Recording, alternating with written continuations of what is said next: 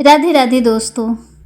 भगवान श्री हरि विष्णु और भगवान महादेव की कृपा आपके जीवन में हमेशा बनी रहे।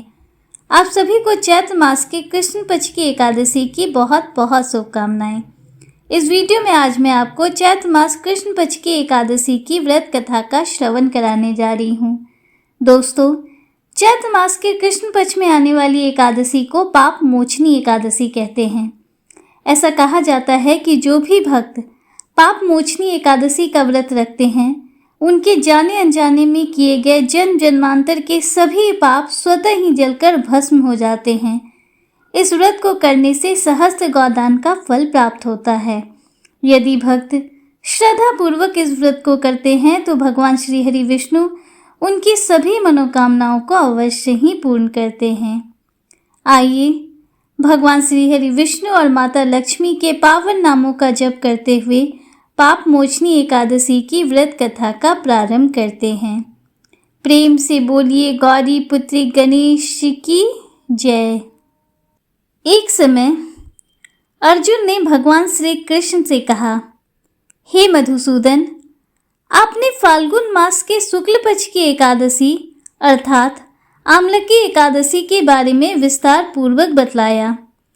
चैत्र माह के कृष्ण पक्ष में आने वाली एकादशी का क्या नाम है तथा उसकी विधि क्या है? कृपया करके आप मेरी बढ़ती हुई जिज्ञासा को शांत करें। भगवान श्री कृष्ण ने कहा, हे अर्जुन, चैत्र मास के कृष्ण पक्ष की एकादशी को पाप मोचनी एकादशी के नाम से जाना जाता है। एक बार की बात है, पृथ्वीपति राजा मानधाता ने लोमस ऋषि से यही प्रश्न किया था जो तुमने मुझसे किया है। अतः जो कुछ भी ऋषि लोमस ने राजा मानधाता को बतलाया वही मैं तुमसे कह रहा हूँ। राजा मानधाता ने धर्म के गूढ़ रहस्यों के ज्ञाता महर्षि लोमस से पूछा, हे ऋषि श्रेष्ठ, मनुष्य के पापों का मोचन किस प्रकार संभव है? कृपया कर कोई ऐसा सरल उपाय बताएं जिससे सभी को सहज ही पापों से छुटकारा मिल जाए। महर्षि लोमस ने कहा, हे नृपति, चैत्र मास के कृष्ण पक्ष की एकादशी का नाम पाप मोचनी एकादशी है। उसके व्रत के प्रभाव से मनुष्यों के अनेकों पाप नष्ट हो जाते हैं। मैं तुम्हें इस व्रत की कथा सुनाता हूँ, ध्यान पूर्वक श्रवण करो। प्राचीन समय में चैत्रत नामक एक वन था। उसमें अप्सराएं किन्नरों के साथ विहार किया करती थीं। वहाँ सदैव वसंत का मौसम रहता था, अर्थात उस जगह सदा नाना प्रकार के पुष्प खिले रहते थे। कभी गंधर्व कन्याएं विहार किया करती थीं, कभी देवेंद्र और अन्य देवताओं के साथ क्रीड़ा किया करते थे। उसी वन में मेधावी नाम के एक ऋषि भी तपस्या में लीन रहते थे। वे शिव भक्त थे। एक दिन मचुखोसा नामक एक अप्सरा ने उनको मोहित कर उनकी निकटता का लाभ उठाने की चेष्टा की। इसलिए वह कुछ दूरी पर बैठ वीणा बजाकर मधुर स्वर में गाने लगी।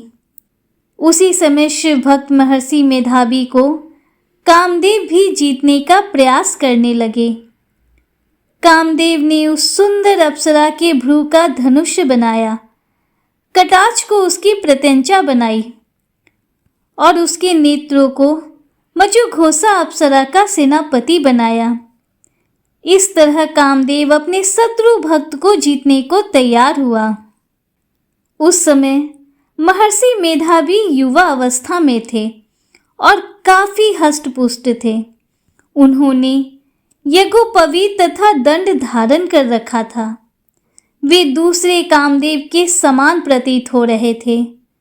उस मुनि को देखकर कामदेव के वश में हुई मजुघोषा ने धीरे धीरे मधुर वाणी से वीणा पर गायन शुरू किया तो महर्षि मेधावी भी मजुघोषा के मधुर गाने तथा उसके सौंदर्य पर मोहित हो गए। वह अप्सरा मेधावी मुनि को कामदेव से पीड़ित जानकर उनसे आलिंगन करने लगी। महर्षि मेधावी उसके सौंदर्य पर मोहित होकर शिव रहस्य को भूल गए और काम के वशीभूत होकर उसके साथ रमन करने लगे। काम के वशीभूत होने के कारण मुनि को उस समय दिन रात का कुछ भी ज्ञान ना रहा और काफी समय तक वे रमन करते रहे।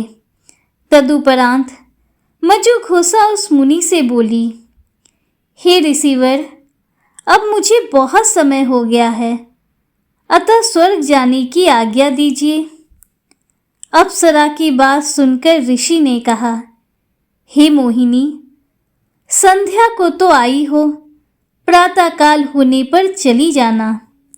ऋषि के ऐसे वचनों को सुनकर अप्सरा उनके साथ रमन करने लगी। इसी प्रकार दोनों ने साथ साथ बहुत समय बिताया। मज्जू घोषा ने एक दिन ऋषि से कहा, हे विप्र, अब आप मुझे स्वर्ग जाने की आज्ञा दीजिए।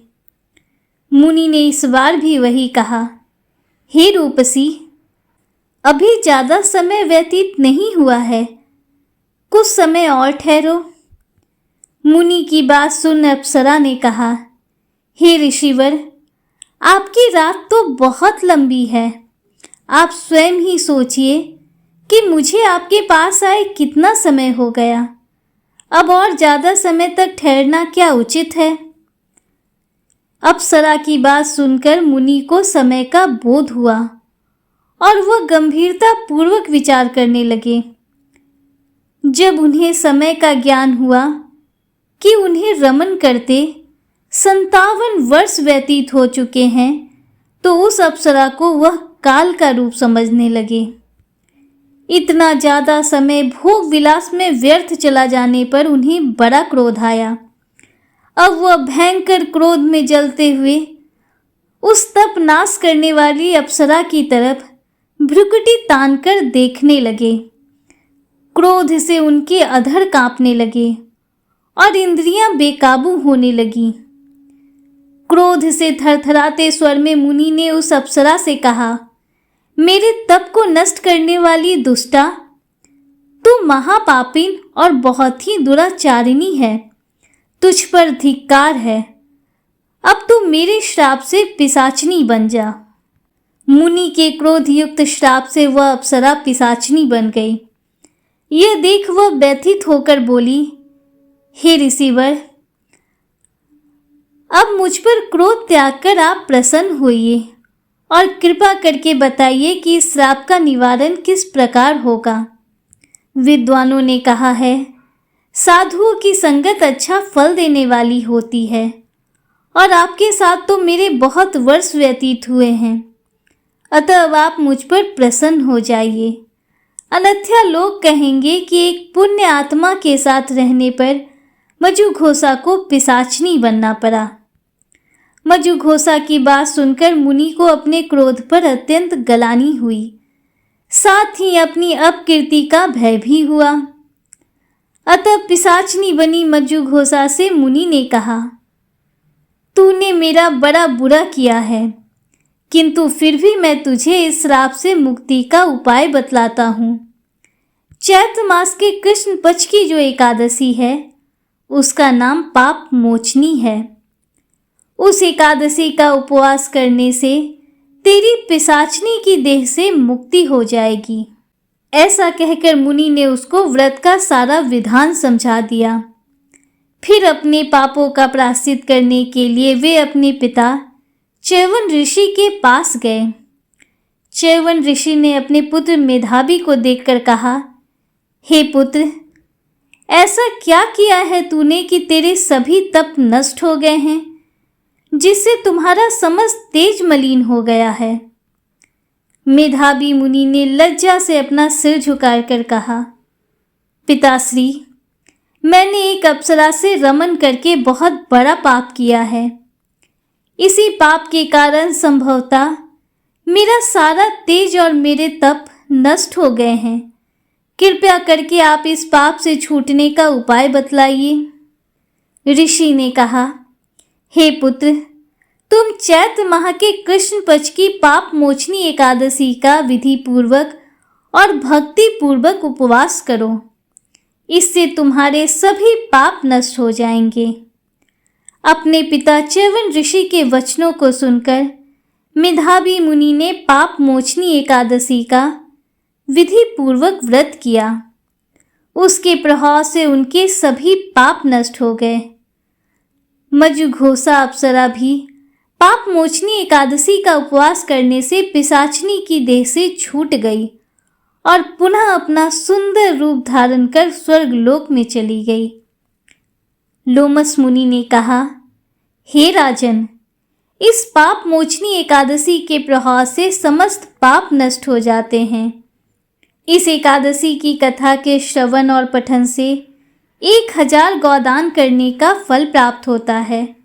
इस उपवास के करने से ब्रह्म हत्या करने वाले, स्वर्ण चुराने वाले, मद्यपान करने वाले, अगम्य गमन करने वाले आदि भयंकर पाप भी नष्ट हो जाते हैं और अंत में स्वर्ग लोक की प्राप्ति होती है।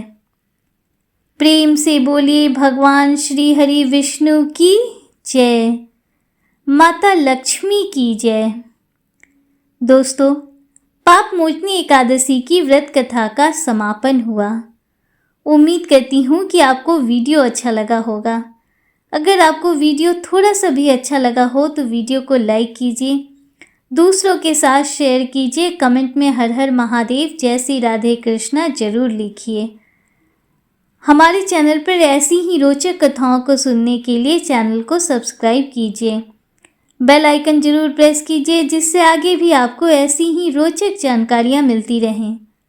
मिलते हैं आपसे अगले वीडियो में, तब तक के लिए हर हर महादेव, जय श्री राधे कृष्णा, राधे राधे, जय माता दी।